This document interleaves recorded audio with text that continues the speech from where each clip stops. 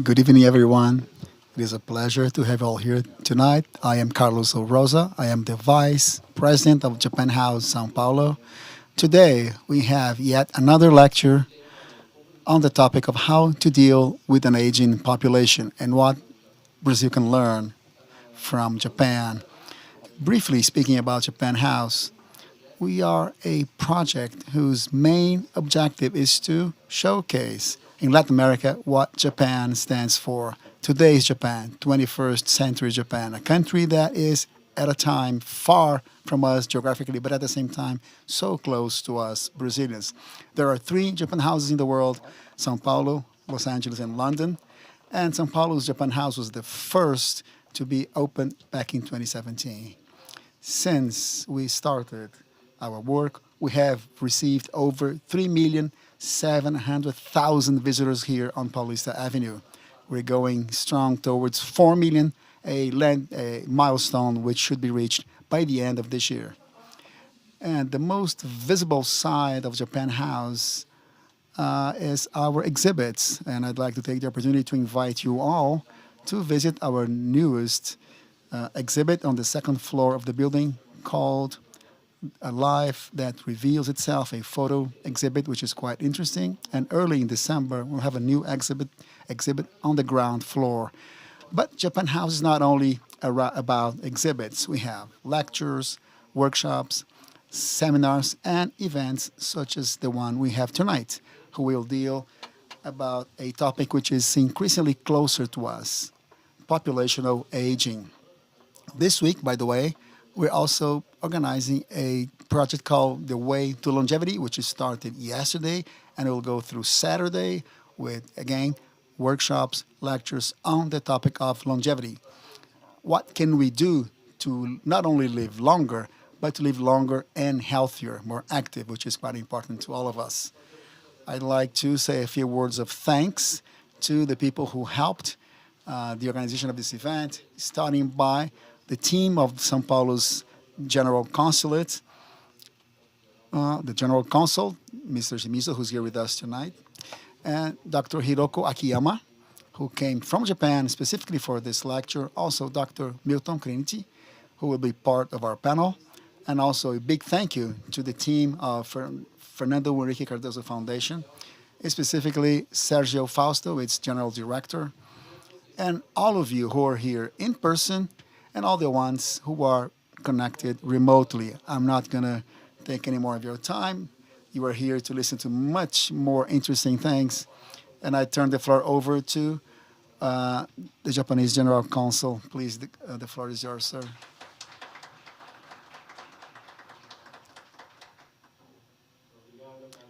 Thank you so much, Carlos-san. Good evening. Thank you for being here.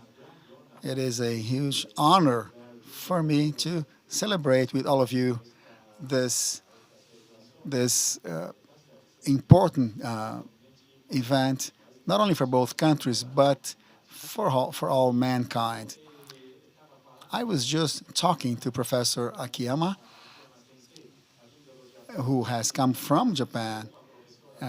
She's a well-known professor in our country in this field of aging and how to strike a balance between different points of view from the point of view of interdisciplinary approaches and others. So I am convinced that tonight we'll have a magnificent chance to look and go a bit deeper in our knowledge of this world, which is becoming older and older.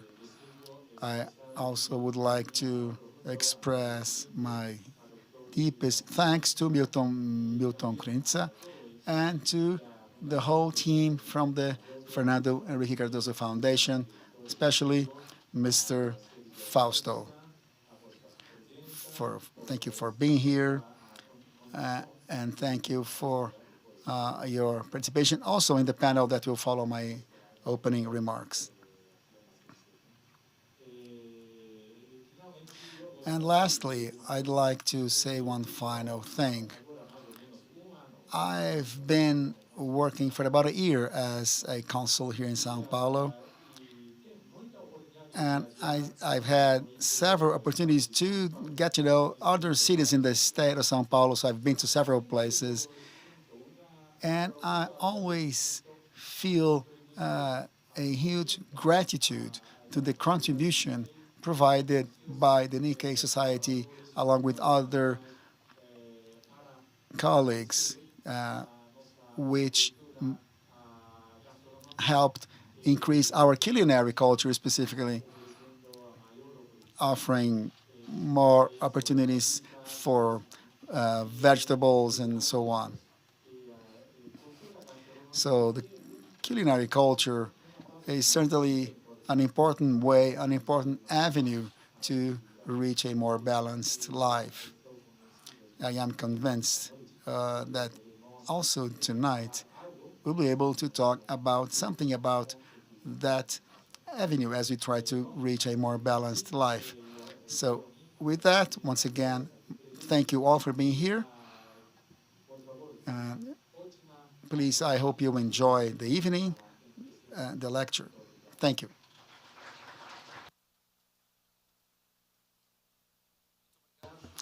Thank you, Shimizu-san.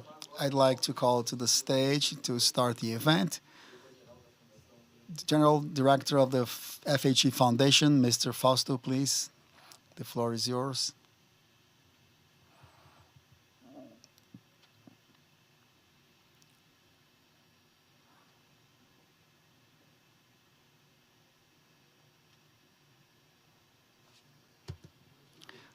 Okay. I was told to speak in English. Okay. Is that the deal? Should I speak in English? Oh, So it might sound a bit strange for all of us Brazilians speaking in English, but I was instructed to speak in English. So I'm a very disciplined guy, so I will speak in English. Right? I follow the rules. I'll let you guys put your headphones. I'll it's my great pleasure to be here tonight. Let me start by thanking the institutions that organized this event, the General Consulate of Japan in São Paulo. Mr. Consul, thank you so much for your support, the support of your team.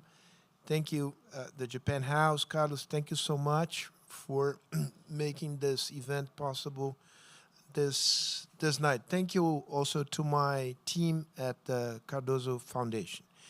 I think I should first invite our two guest speakers to come here to join me. First, Professor, I will read your name to avoid any kind of mistake. So, Professor Hiroku Akiyama, please join me.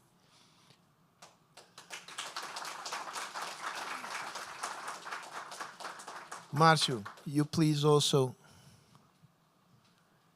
can come to the stage. I'll be very brief in my introduction before I present you both to the audience. Just a few words. Why is it so important for us Brazilians to discuss population aging? And the answer is quite obvious. We are aging, and we are aging really fast. I was talking to to Milton. I was almost many times called you Marcio for some reason. So sorry, Dr. Milton. And he was telling me that most European countries took 100 years to reach the threshold of 14% of their population with 65 plus people, right? Brazil took 5 times less than that. So in 20 years, we came from less than 5% of the population with 65 of the elderly people, to simplify things. And 20 years later, we are now with the percentage of the population, Brazilian population, with ages 65 or plus, 14% and growing. So we are aging fast, and we are facing the challenge of getting old before we get rich. It's a different story in Europe. It was a different story in Europe. It was a different story in Japan. It's enough to compare per capita income in Japan. When Japan became an old country, so to speak, most European countries, they were already countries with a GDP per capita much higher than Brazil has now. This is a big problem, and it's not only an economic problem; it's also a social problem. We'll have to come together to find solutions to adapt fiscal policy, health policy, education policy, urban policy, redesign communities to adapt Brazil to this phenomenon, which is completely unavoidable. We are aging, and we're going to be aging for the coming years. So having said that, let me introduce you very briefly. I'm going to read this to avoid any kind of mistake. Professor Hiroko Akiyama is Professor Emerita, University of Tokyo. She was former Vice President, Science Council of Japan. She is a worldly acclaimed gerontologist.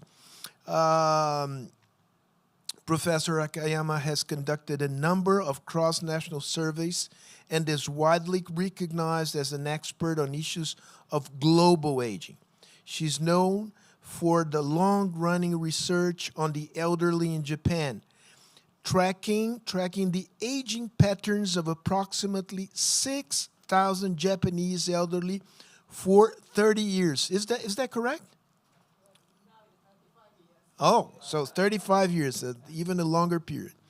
And recently, she initiated social experiments projects that pioneered to redesign communities to meet the needs of the highly aged society in the Kamakura living lab.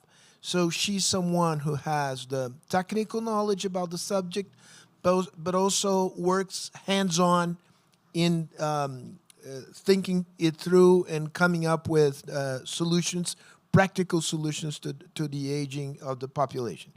Now let me turn now to Marcio. Marcio, your bio is in a different. I'm sorry, my bad. I'm really sorry, Marcio. Sorry. Yeah. Marcio is also, Milton is also a gerontologist with a degree in medicine from USP, not far away from here, with a clinical experience in aging and sexuality as a volunteer in an NGO linked to the Hospital das Clínicas, and also he has a private clinic that deals with aging and sexuality with people of different sexual orientations, right? So this is a topic that is of great interest to all of us and to me in particular. So thank you so much for being here. And now I think I'm going to give you the floor, Dr. Akayama, for a presentation. I think you had slides to show, right? All right. Would you like to, would you like to go to the podium and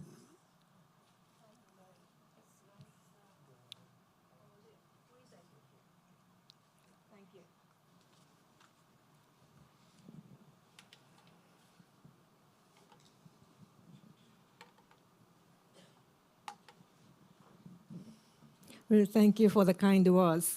I'm going to sit there just to have Yeah, a that's better, right. That's just to correct. have a better view. Yeah.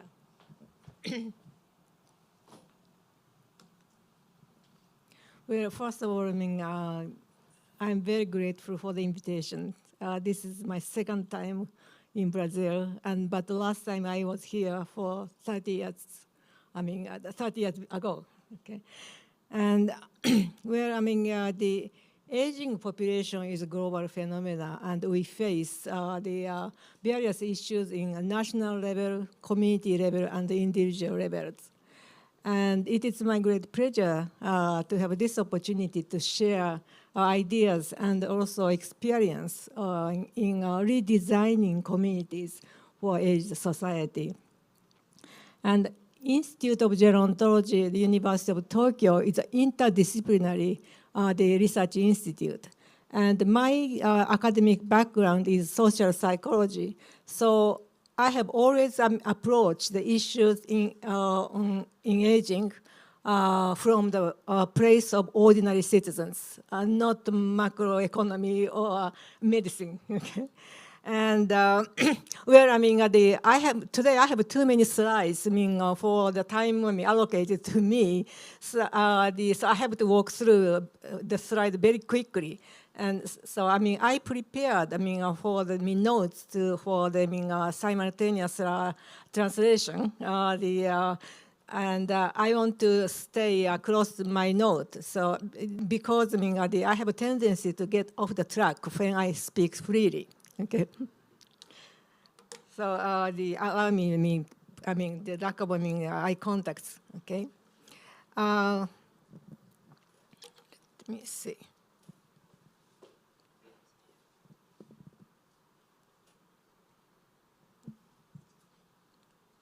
Okay.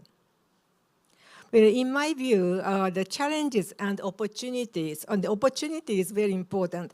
Opportunities in the aged society are condensed in these three issues. For individual life design for 100 years, we need a new map of life.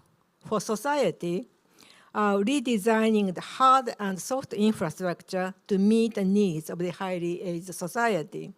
And for industry, 100-year life society is a gold mine of innovation, and there is a big market as well. I'll start with a brief description of the background. Population aging is a global phenomenon. Japan is one of the frontrunners of rapidly aging societies. The average life expectancy of Japanese women is now 88 years and 82 years for men. According to the government report, half of the babies who are born in Japan in 2007 are expected to live age 100 or longer. It's hard to believe, but anyway, now we are talking about 100 years life in reality. The current total fertility rate is 1.34, and as a result, 29% of the Japanese population, more than 4 persons in Japan is age 65 and older. The total population started to decline in 2010, and as you see, the working age population has been steadily decreasing. And population age 65 and older, particularly age 75 and older, increasing.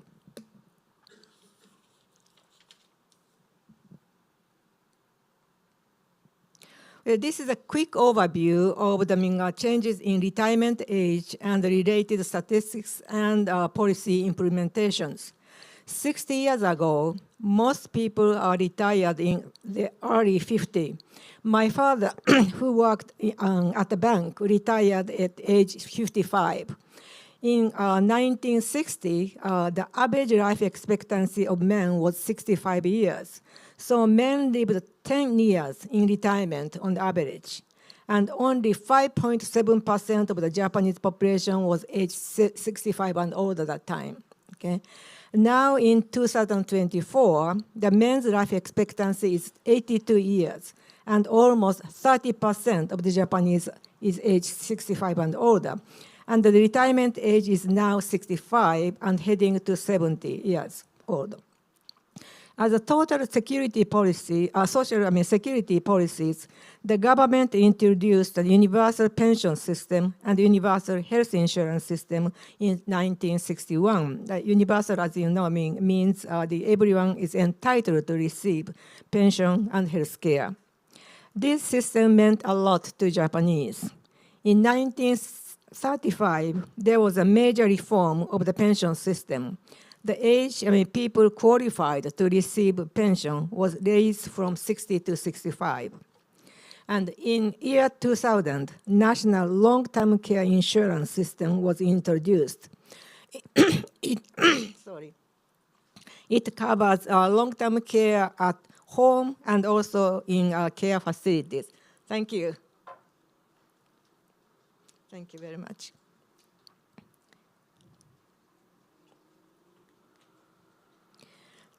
Thank you.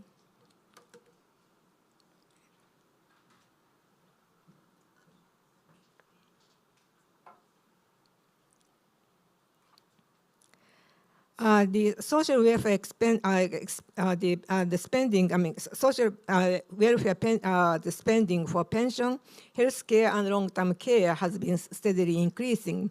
Although this is an important issue, I will not focus on macroeconomic issues today. In year 2030, it is predicted 23% of the population aged 65 and older are demented, and almost three-quarters of women aged 75 and older will be living alone. Okay, this is a new phenomenon in Japan. This is cohort difference in frequency of contacts with non-family members, such as friends, neighbors, and relatives. You see the women in later cohort reported less social isolation, but the men's trend is on the opposite direction. This is a common phenomenon in urbanized societies, not only Japan. Okay? Weakening human bonds, particularly among men, is an issue we need to address.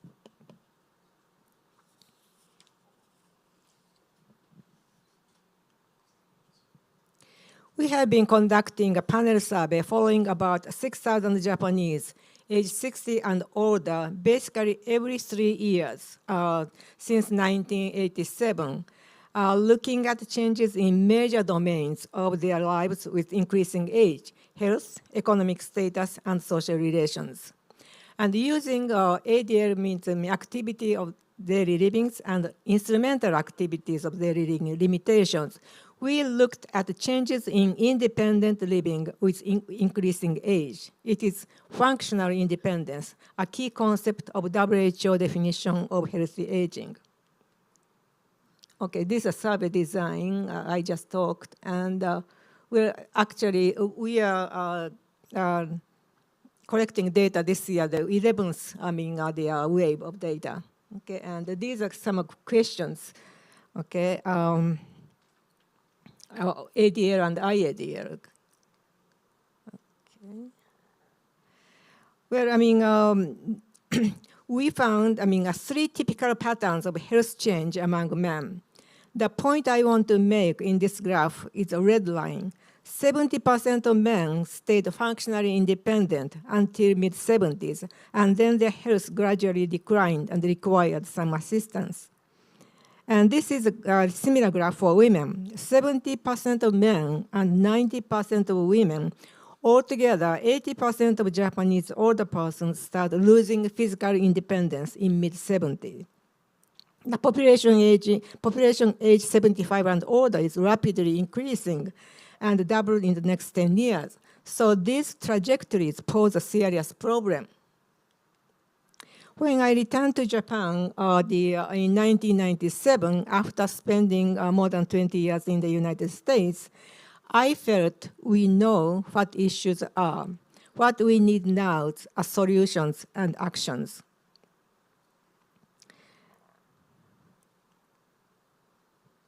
And to address various issues in the rapidly aging society, we launched a social experiment in the community.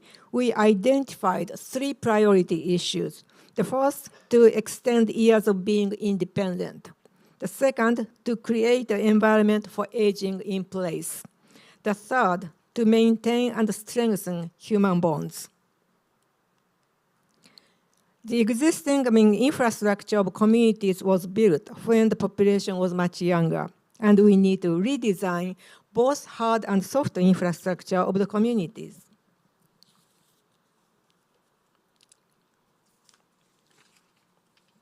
We are trying to redesign communities for meeting the needs of the highly aged society. We want to build communities where people could live for 100 years, staying healthy, active, connected, and live with a sense of security.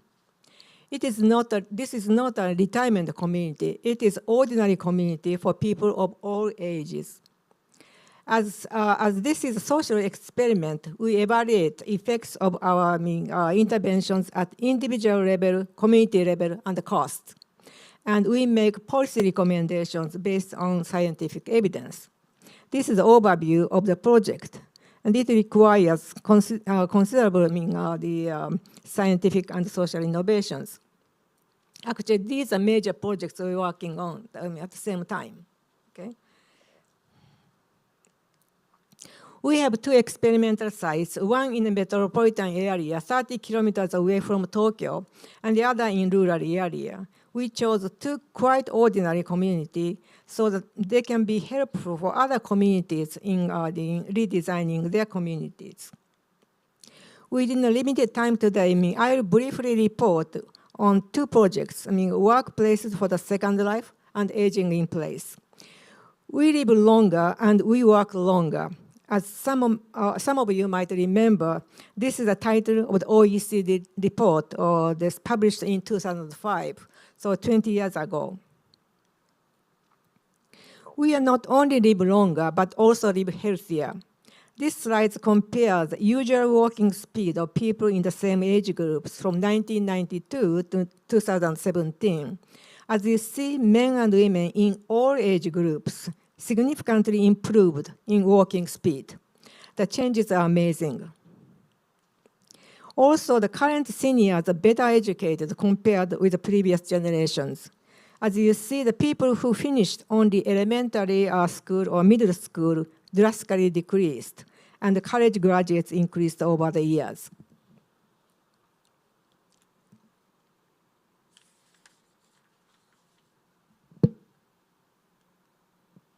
In 2017, Japanese Association of Geriatric and Gerontology made an official pronouncement to raise the definition of old age from 65 to 75 years old.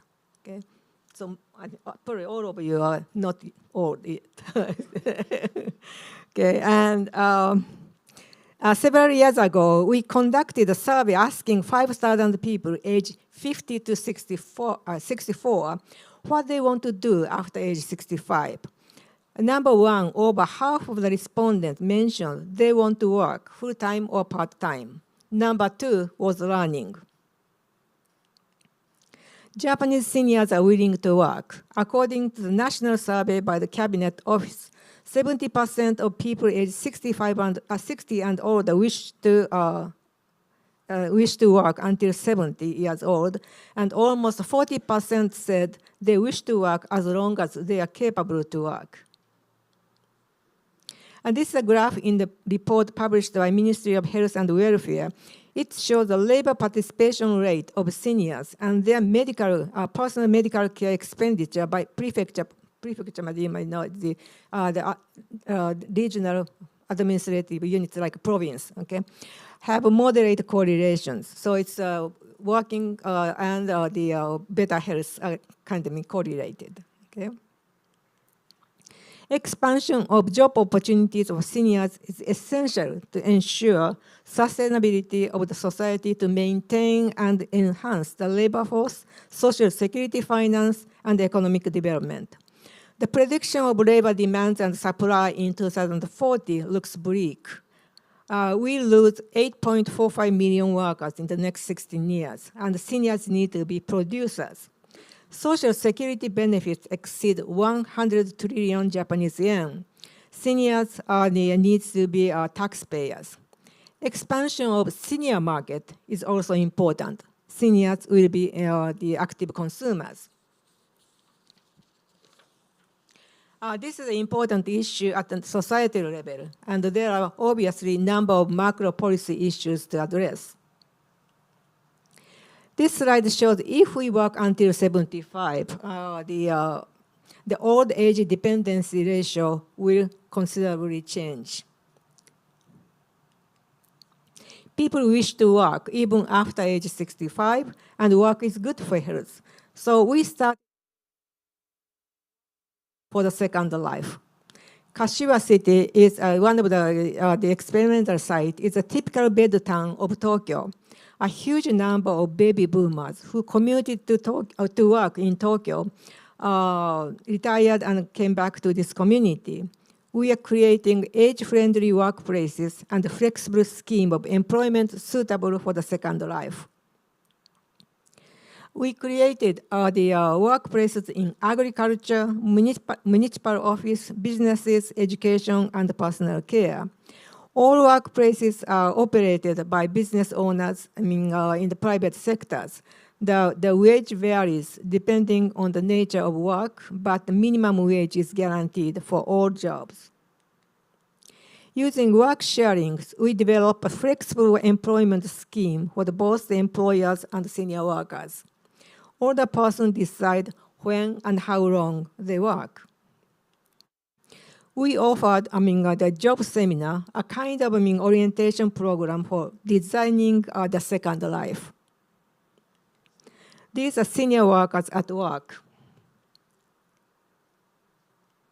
We evaluate the effects of working after retirement age at individual level and community level. These are some of the indicators.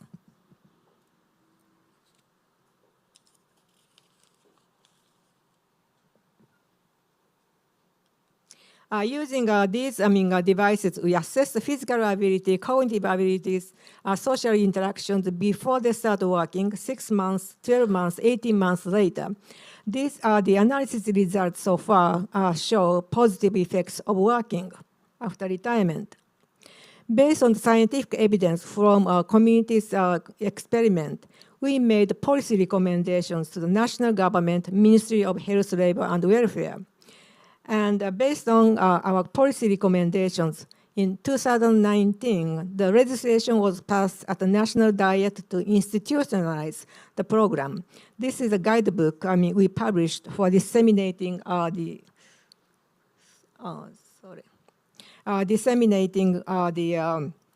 program to other communities. Now it is spreading throughout the country. For a long time, we made individual and collective efforts to extend our life expectancy. When their average life expectancy approached 80 years, the focus shifted to the extension of healthy life expectancy. Now we are about to seek the extension of years being engaged in the society, the extension of engaged life expectancy. Okay. Next, I'm going to go through quickly. The next project is aging in place. The primary concern of older persons is health and long-term care. The Japanese government is promoting the integrated home-based care system, which provides both the home-based, the health and social care services for 24 hours. This flower pot picture illustrates the concept of the system. Six components are conceived to make up the system. Medicare, medical care, nursing care, and rehab and prevention.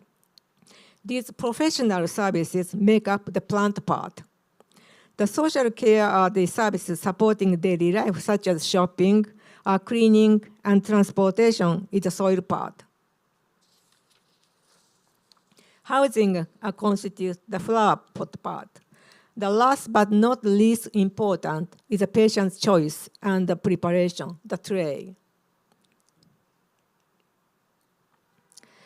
This slide illustrates more concretely the concept of the integrated community care system. When we built the system, the first main hurdle we had to clear was doctors in private practice were reluctant to be on call for 24 hours. Most of the doctors in private practice run an office with one doctor, a couple of nurses, and staff members. So on call for 24 hours means he or she cannot go to professional meetings, take vacation, not even enjoy a glass of wine with dinner. Okay? So we propose the doctors form a pair of primary and sub-doctor in the area, but they did not like it. They are concerned their patients might switch to the sub-doctor. Okay. So the current system is one doctor stationed at a local health hub is available to serve as a sub-doctor to all clinics in the main area. Then we collaborate. They collaborate with other service providers such as care managers, visiting nurses, dentists, PTs, and home helpers.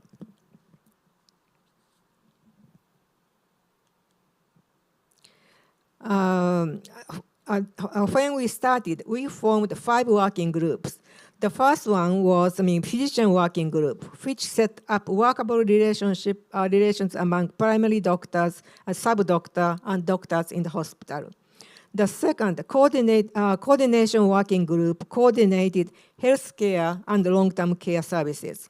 The third, trial practice, the working group, tested and verified the system by trial runs. The fourth, hospital working group, defined discharge protocol and backup system of home-based care.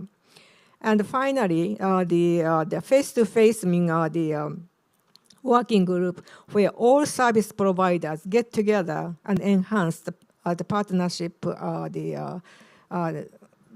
together. This is a training workshop for health and long-term care professionals on home-based care. We mix lectures, workshops, and practicum at the home visiting situation.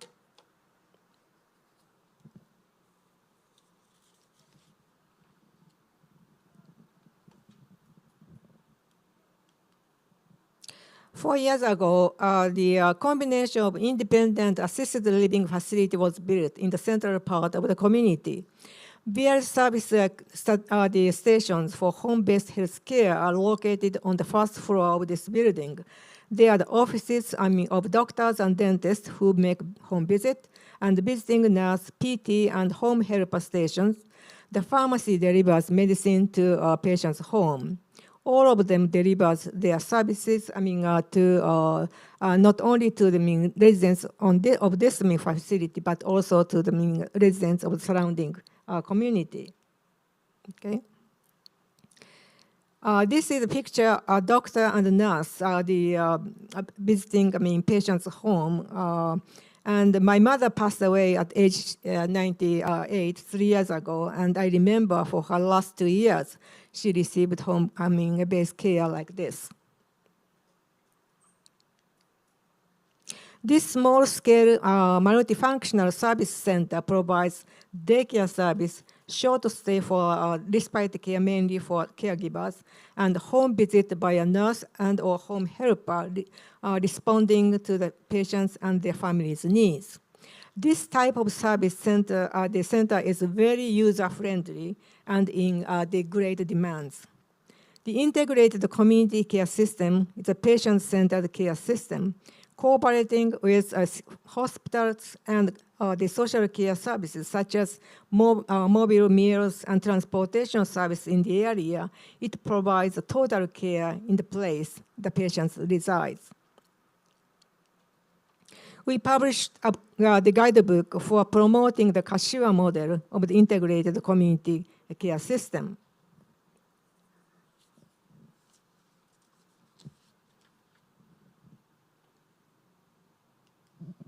Transportation is a big issue for older persons to stay safe and active. In collaboration with several companies such as Toyota, we are working on alternative means of transportation in the community.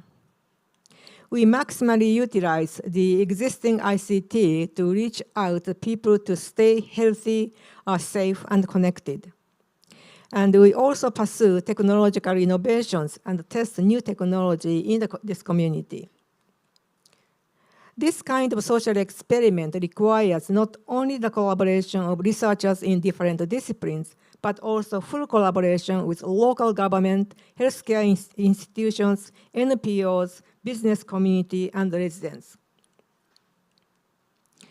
Our ultimate goal is to make linkages among longevity, health, and wealth, where I believe is utmost challenge in this rapidly aging world. And population aging is a global phenomenon. By taking up enormous challenge and exploring new opportunities in the aging society and building sustainable society together is our global goal. Thank you for your the attention.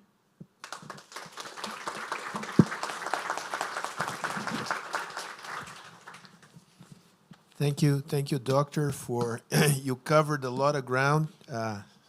Your speed was absolutely astonishing. So, congrats. Now, your comments, Dr. Milton. Boa noite. Boa noite. O microfone está. Can you hear me? Good evening.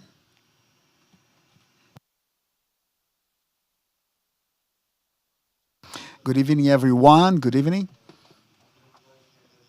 First of all, thank you. A word of thank you to the council. Arigato. Thank you for the invite, for the chance. Thank you, Professor Akiyama. Also, a big thank you to Japan House, the FHC Foundation. It is a privilege and an honor to be here talking about such an important topic. And a topic, when we talk about aging, about longevity, it seems like we're talking about a specific public, those who went to bed at 59 and woke up at 60. No, when you talk about longevity, you're talking about society as a whole. If we do not talk about longevity, we're not talking about the children, the babies being born today. The kids who are children today, but will age later. They need to have the right to age well. So thank you, Professor, for sharing such important topics about the longevity and all the studies that you have conducted. Talking about the importance of talking not only about longevity, but longevity with engagement. Longevity as a means to wealth. So that you can understand how aging could be an engine, a driver for the economy. And the elderly, oftentimes seen as a problem, can be the solution. And I'd like to propose an exercise to all of you here today to comment a bit or to think, when do we become old? When do people tell us that we're old? When do we feel old? At 60, at 70, at 75, as the professor mentioned, the 75 seems to be a watershed moment in the life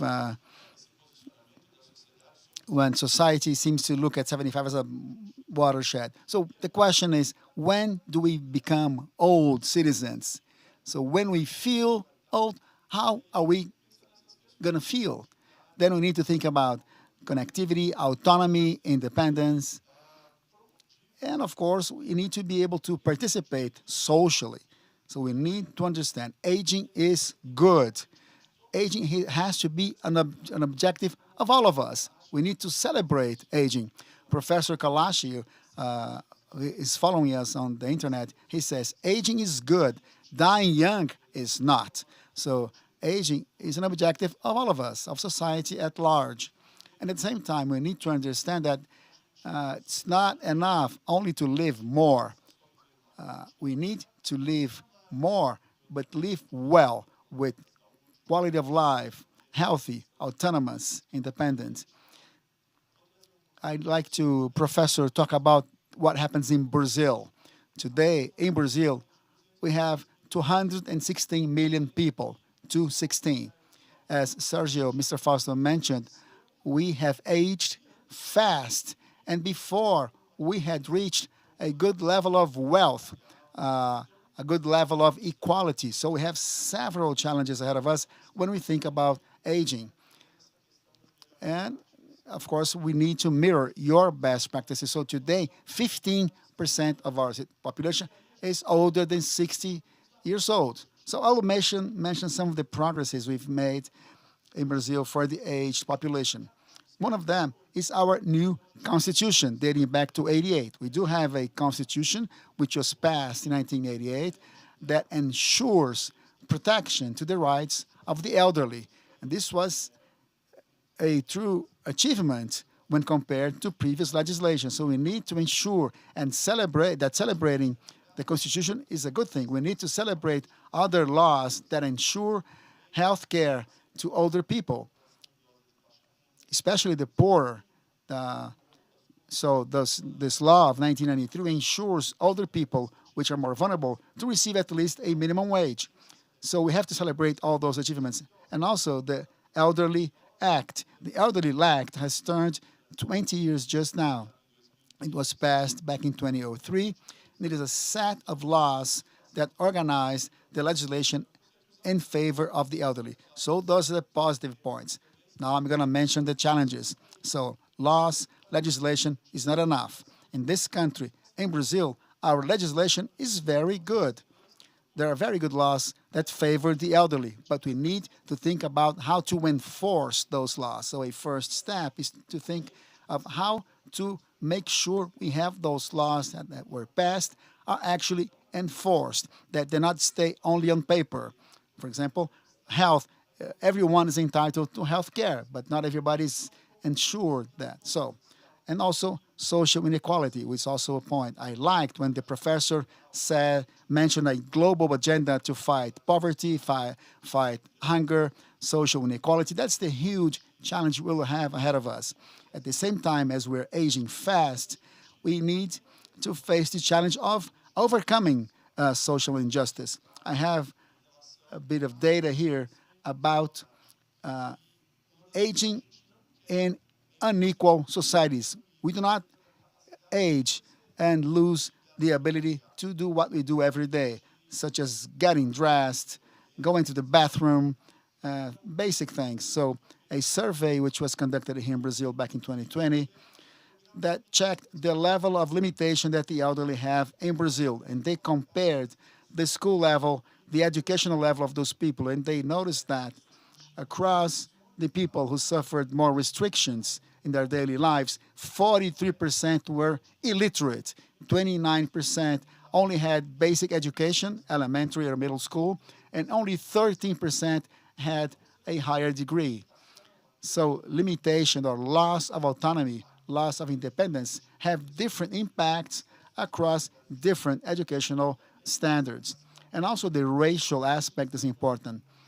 Yesterday we celebrated Black Awareness Day in Brazil as we try to discuss racism in Brazil. So our country today, the population is composed of 54% of black people, 54, but when we look at the poor, we have 75% of black people who are poor. So aging in Brazil is not an assured right to everyone, and that needs to be said. And also a data around dementia, as you mentioned.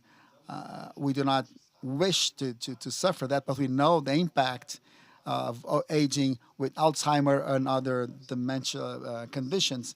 An interesting piece of data is that today there are populational surveys showing that globally 40% of the risk factors for dementia can be changed or they can be potentially changed. And these are not factors on which we'll act only in the adult phase or in the elderly phase, but also in childhood. So good education, good education and early age impacts old age in terms of dementia, or chronic diseases treated at the right time, obesity, diabetes, air pollution, all of that has an impact on the elderly when you talk about dementia. While in Brazil, 40% of the risk factors for dementia can be changed or modified, so if you do not do anything now, we'll increasingly have more people suffering from dementia. In Brazil, 50% of those factors are potentially modified. In Latin America, it's 54%. And what are the main risk factors? Weight, obesity, diabetes, physical idleness, so things we can act upon. If we do not do anything now, urgently, and then again, talking about health costs, we will have a society which will be more quote unquote expensive. When you have dementia in the family, it's not only one person suffering, the whole family, the surrounding will suffer.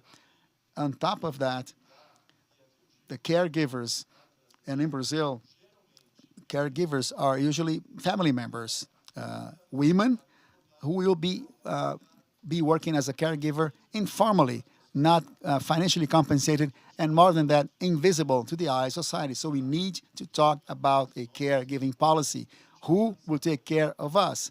As a society, who are we going to assign the role of caregiving? We need public policies to provide support to those caregivers, to provide not only personnel, staff, but places, institutions, either long-term or whatever we decide is the best way. That needs to be discussed urgently.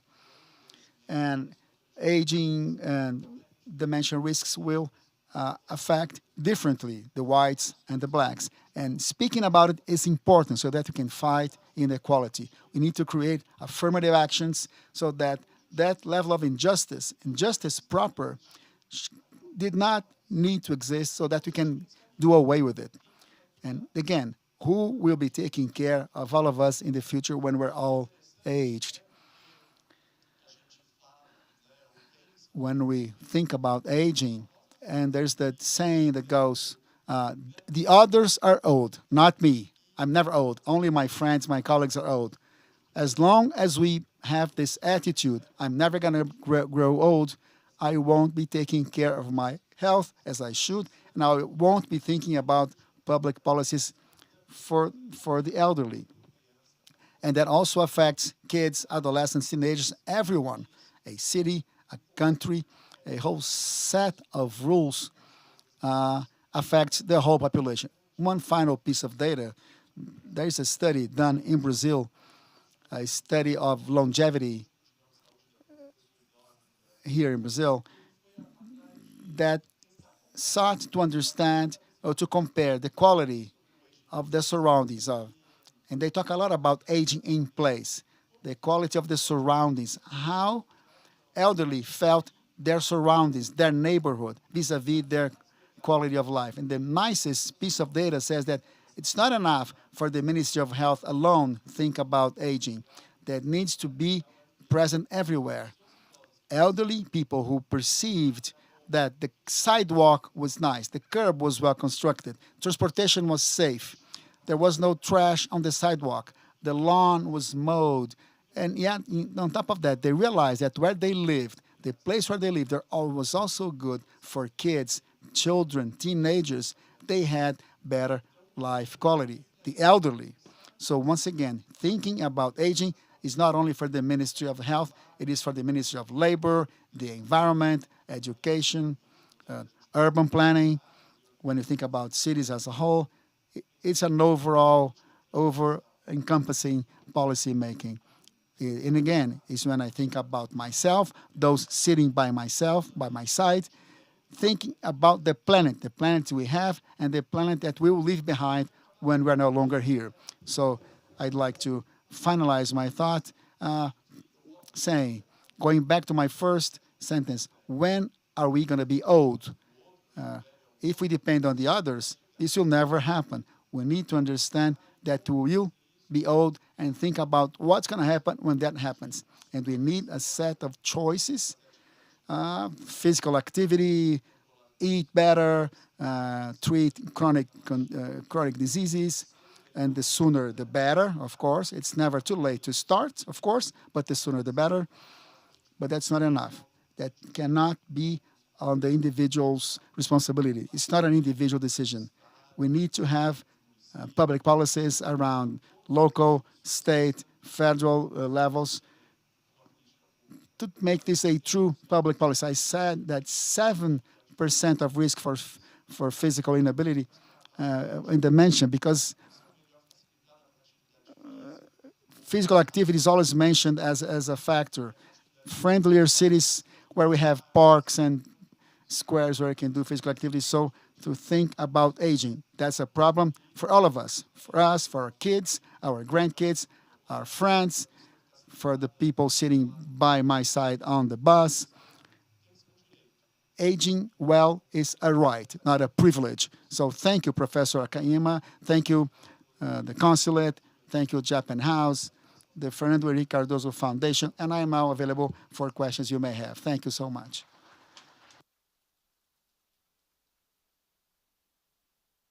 I'm going to provoke a dialogue between you and Dr. Akayama, and I think we are getting questions from the public. Bene, you're sending me you're going to select the questions and send it to my WhatsApp. All right. I'll pay attention to them. But just to to kick off our conversation, there is, I guess, a cultural element in the way societies see old age, right?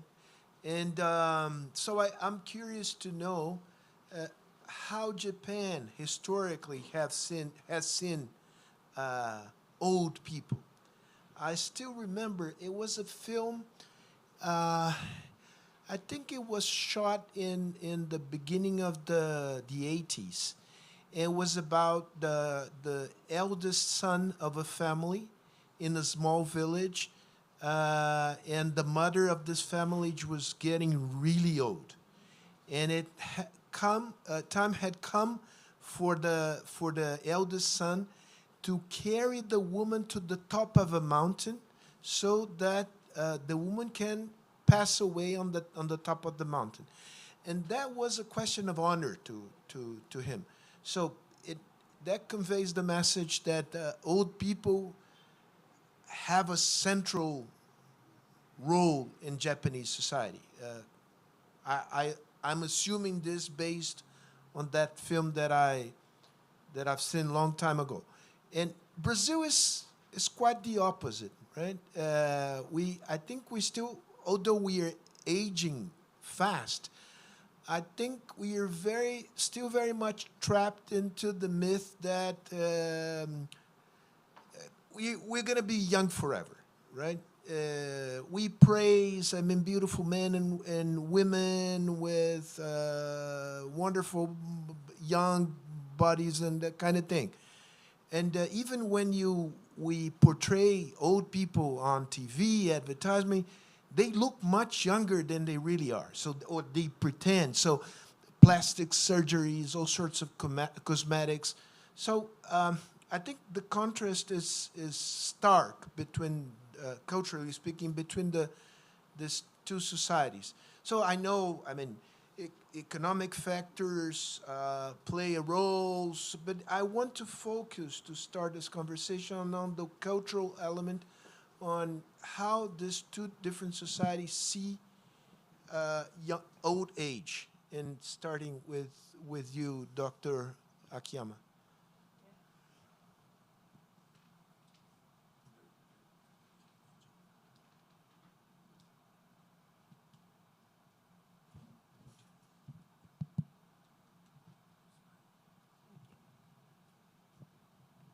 Thank you. Can you hear me? Oh, okay. Oh, that's why, because I didn't hear, so sorry. The cultural aspect of about aging.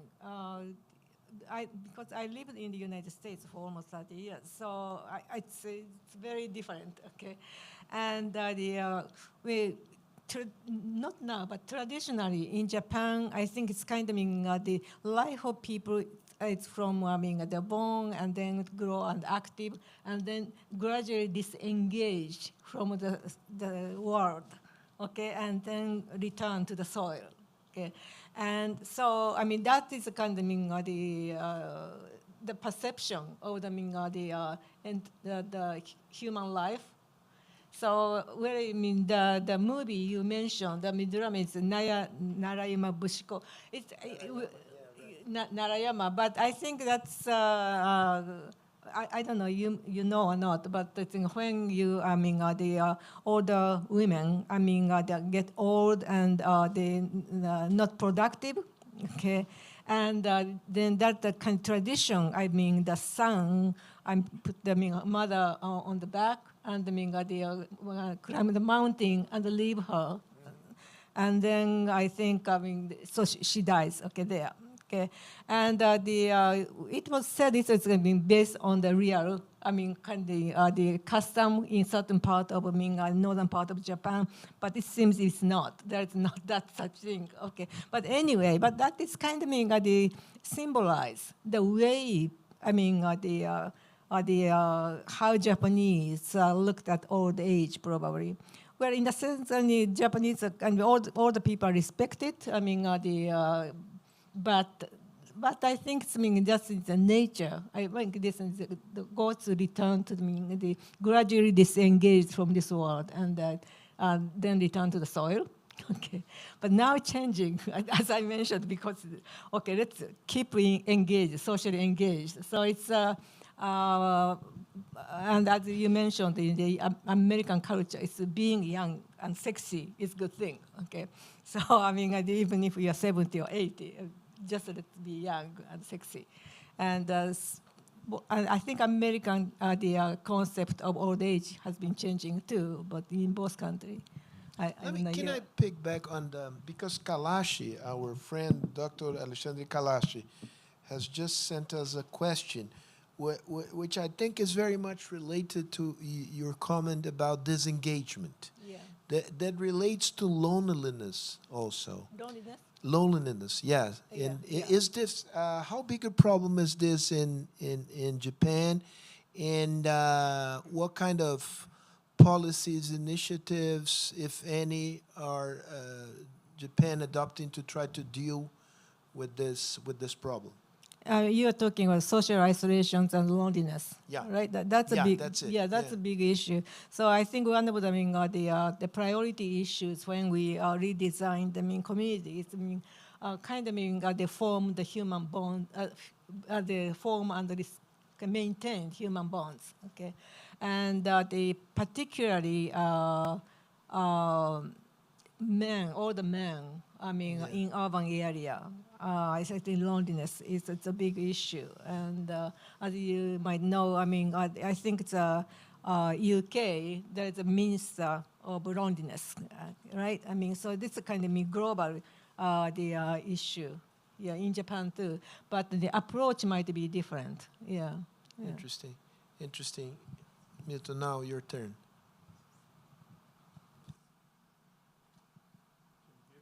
No.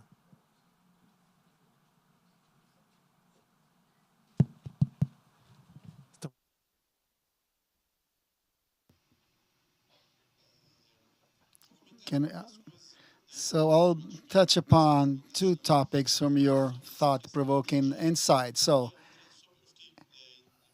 I was also interested about loneliness, and they are connected to a global phenomenon. So this prejudice against the elderly is also a problem, right?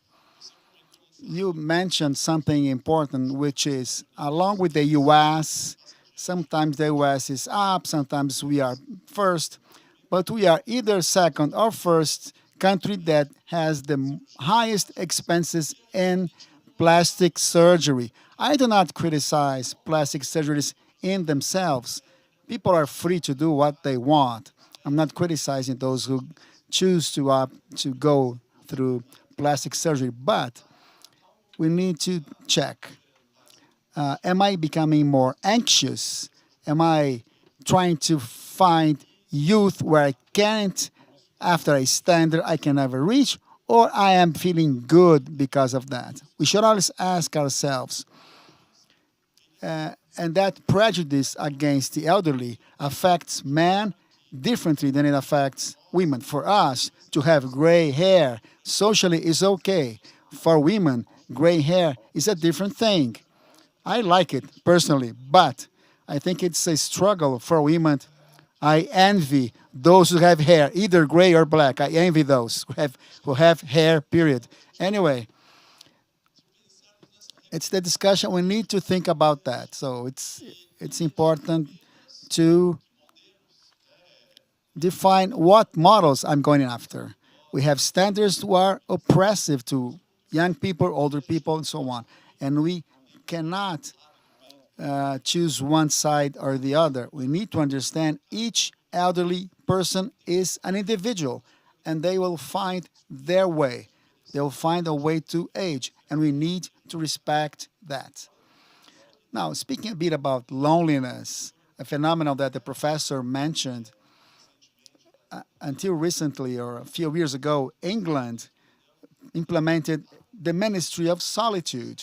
That speaks to what we've done socially, of course. Unfortunately, some public policies will simply cut rights. Right?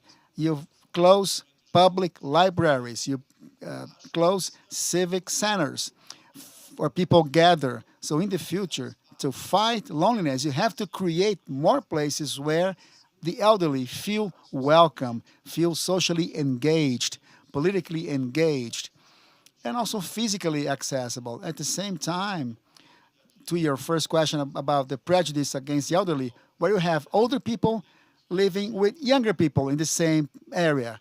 The young have a lot to learn with the elderly and the other way around also. So this will be good overall, both to fight loneliness, to improve the economy, to mitigate the suffering of younger people. So fighting loneliness can affect different structures. Again, thinking about having more public libraries, places where people can live and discuss. I was told there is a microphone that can go around the audience for questions. And as I said, I follow orders. If that's the rule, I'll just follow it. Is there a mic going around? If you have a question, raise your hand, and the mic will be taken to you. Just I ask you to have brief questions. So I don't think we have questions for now. So let's carry on. As you prepare your questions, I'll continue with the conversation. More question to you, Dr. Yakayama, about those community centers that you bring people together to live together, right? In Japan, it's part of your social experiment. Is it working or not? And how does community centers are financed? Is it private money? People pay to stay there? There are public subsidies to help not rich people to participate in that kind of initiative? What is the situation? Okay. Can you hear me now? Yes. Can you hear me? No. Okay. The question, why do I ask this question? Because based on personal experiencing and looking around, it makes all the sense for old people to live with old people. But normally, old people are very reluctant to accept living with other people, which is normal, right? They tend to be even more secluded at home, and how do you deal with these contradictions? Yeah, well, the community that is mean assisting living place. I think you meant. That's it. Right? Yeah. Okay, Japanese older people wants to live their own house. Okay, the same. Yeah. Okay, and most people do. Okay, and but also there is some, I mean, kind of collective living places like, I mean, those assisted living or nursing home, or now, I mean, it's getting very popular because, I mean, the baby boomers, Japanese baby boomers, all of them reach age 75 next year, and then 25, okay? So, I mean, they're kind of, I mean, start thinking about how long they can maintain their own house, okay, yards and everything. So they're thinking about to move to the, I mean, the more, the places easy to take care, okay? And it's now getting very popular is what you call a senior kind of, I mean, how to say, condominium, okay, and so it's kind of collective house, okay. But anyway, so there are different kinds of, I mean, kind of collective, I mean, the housing, and so people, if they want to, move to that, because if you for those, I mean, places, I think, I mean, there is each units, and then there is, I mean, the dining room for everyone, and also some places where there might be nurse or concierge type of things, okay, and it's different, okay, and but anyway, I mean, the place, I mean, I mentioned is, I think it's, I mean, on the first floor there is, I mean, the service station for visiting nurse, visiting the doctors and dentists and pharmacy, and so they can deliver service to those people who live there, but also surrounding community who people live in their own, I mean, individual house, okay? And where I think Japanese are not, government are not encouraging the older people to move to collective Government are housing. not encouraged. Not encouraging. I mean, not I mean, discouraging, but I think that's your choice, okay? Right. And but I mean, the business community building a lot of, I mean, kind of collective housing for See, because they for see seniors. this as They an see opportunity. there is a demands, okay? Yeah. Yeah. Yeah. And actually, many people. See, Yeah. I think we see this happening here to a certain extent. I mean, private investors who are building condominiums which are dedicated to old people. Yes, right. The problem here in Brazil is that you don't have as many people who can afford to pay to live in a condominium like that. Well, the same in Japan. So it's a variety of, I mean, the choices now, okay? Alright. And for it's, well, I mean, myself, I mean, when, I mean, I became 60, okay? Well, because my mother lived until the 98, so, okay, I might have another 40 years, and how I'm going to Easily. live, okay? And so, right, and because, I mean, at that time, I mean, I was living in the kind of big house where my husband was born and raised, okay? And because my husband lived in the United States, so I was by myself. And how can I maintain this house, okay, by myself? Right. So, and then I look around, I mean, other options, and then I moved to the condominium near the station. So right. Even if I mean, give up the driving, the license, I can move around. So I think people start thinking about around age 65 and 70, because where do you want to live the rest of your life? Yeah. Talking a bit about work. If you take the Japanese labor force or the Japanese people over 65, what's the percentage of them who are working, are still in the labor force? Age 65 and older. Well, I mean, the recent statistics is about, I mean, about 60% of men age, I mean, the 65 and older are working. Are still working. Yes. Is still working. And one of the, it caught my attention that some of the works, that you showed us, are manual work that requires certain, I wouldn't say physical great strength, but some strength, and even taking care of kids, which I have grandkids, so I know it's really demanding.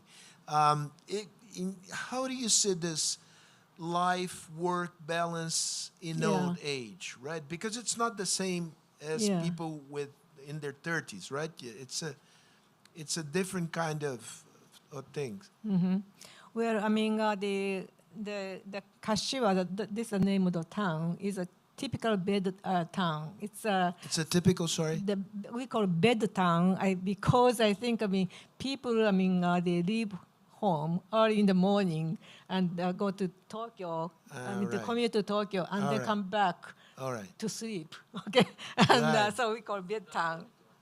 Right, yeah. Okay, Yeah. and so now those, I mean, the population in bed towns just aging rapidly. Okay, those people, I mean, people, they don't want to, I mean, commute to Tokyo after age 65. All But right. this is, Okay, you know, good. rush hour, and so if possible, they want to work in the, kind of in the community. And so the type of job is different because they're not so big company, or I mean, in those bed town, that is a residential, I mean, community.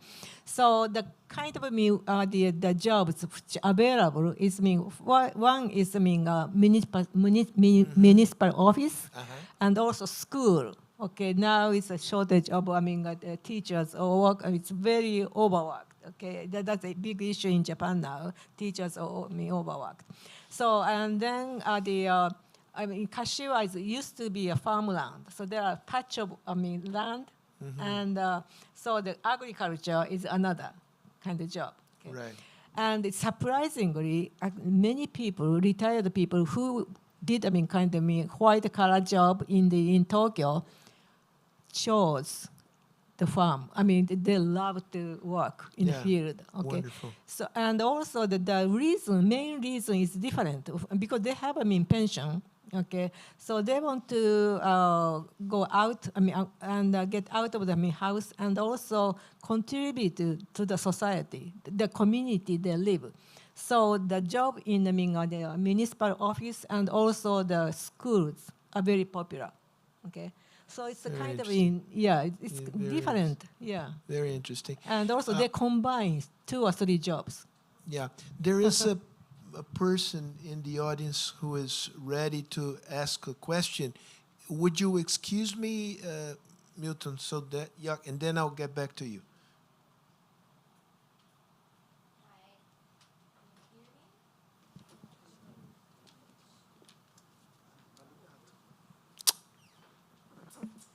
Hello.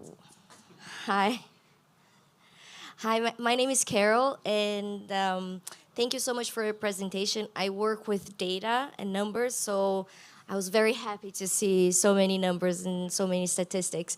But you said one thing, and it really surprised me, so I just want to confirm that I got it right.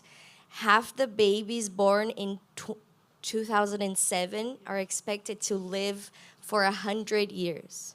So half the babies in Japan that are teenagers now are going to live for 100 years. I was thinking about this statistic, and also when you called it a second life. So I think, like, asking a social psychologist, what does it mean, you know, to think about your life as ending and then a second life beginning at a mature age? Yeah.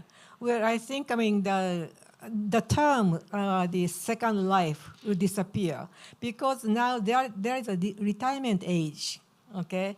And for many years, people expected to work until, I mean, age 60 or 65, okay?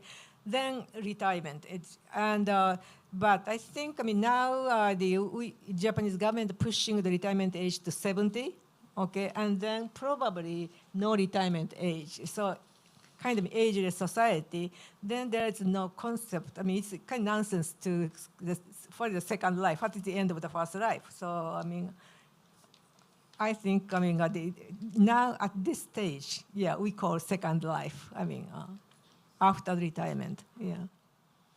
All right. Dr.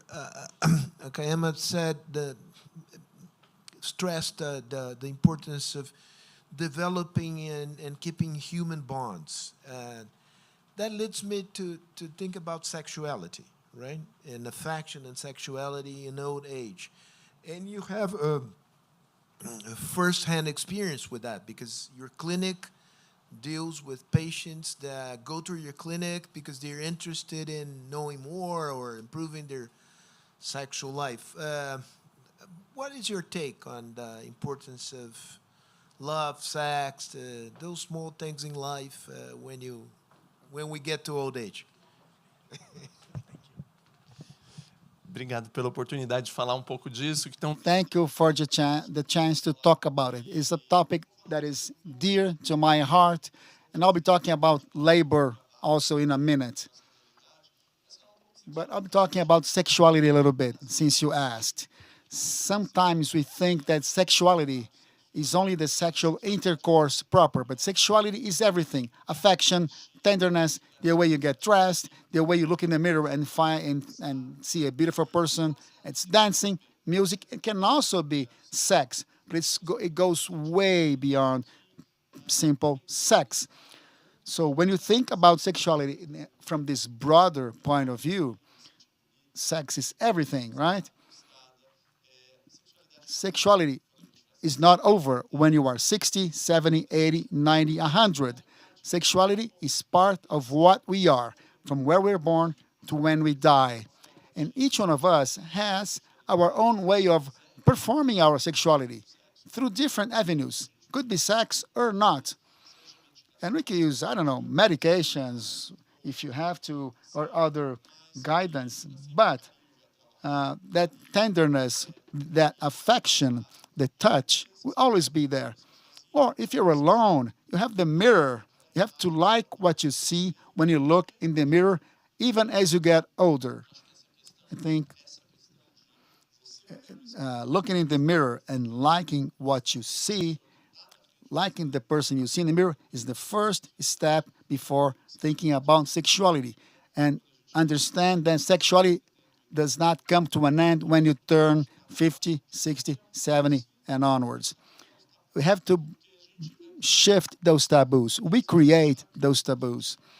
And it's important to believe that subject cannot be banned. When we ban a subject, we create taboos, prejudices, and violence. So there is no forbidden topic. Right? Of course, there are different ways of approaching that, how to talk about it, but we need to create a space that is welcoming to the subject.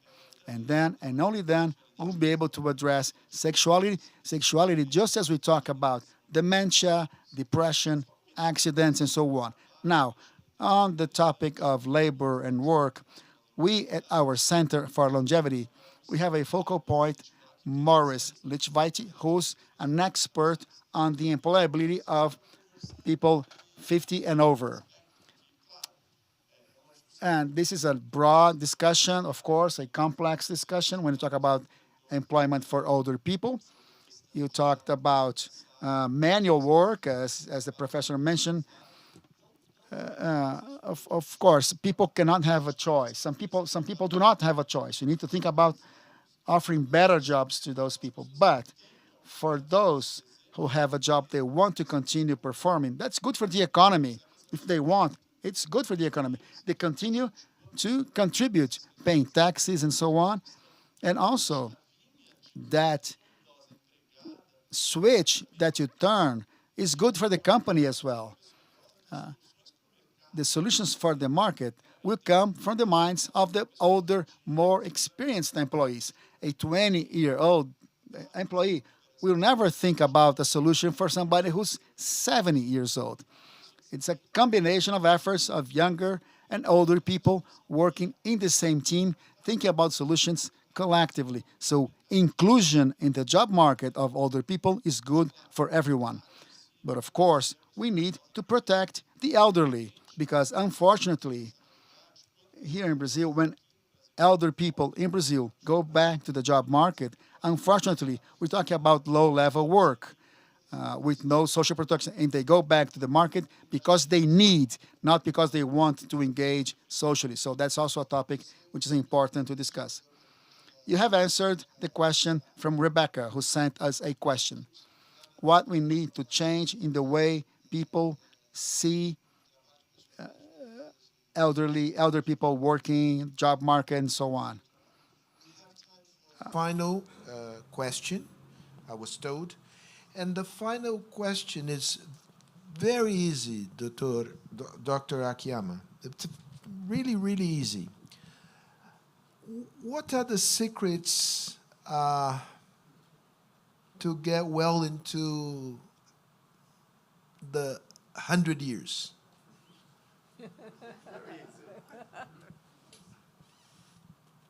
It's a challenge, actually. Well, I think it might be, because there is a kind of general principle, as you know, I mean, eat well, or sleep well, or whatever, I mean, and be active, I mean, socially, and, but how to do this? I mean, how to do this, each thing? It's quite an individual. I think it's not same recipe. I think it's people think about and creative, okay? And particularly if you live for 70 years, I mean, already, and I think it's you have your lifestyle, your beliefs, and also your kind of environmental, social context, and I think you create the way to live well until 100. Yeah, Very there's good. no one recipe, I think. Very, very, very nice piece of advice. I think, of course, we have guidances, right? Do this, do that, eat well, sleep well. But you have to adapt this general guidance to you as an individual, right? I hate when people come to you and say, you have to eat a certain amount of calories a day and don't eat this, don't eat that, and you have to run and you have to walk and you have to do push-ups and you have, well, maybe, yeah, once in a while. All right, we come to the end of this event. Once again, thank you very much to the General Consulate of Japan in São Paulo, to the Japan House, to the wonderful Cardoso Foundation.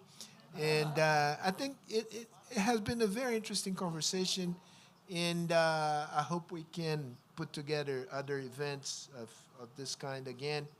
You can count on us. Thank you so much for the two of you, and especially for you Dr. Akayama. I don't know whether all of you know, she arrived yesterday and she's flying out tomorrow. 3 days in Brazil, right?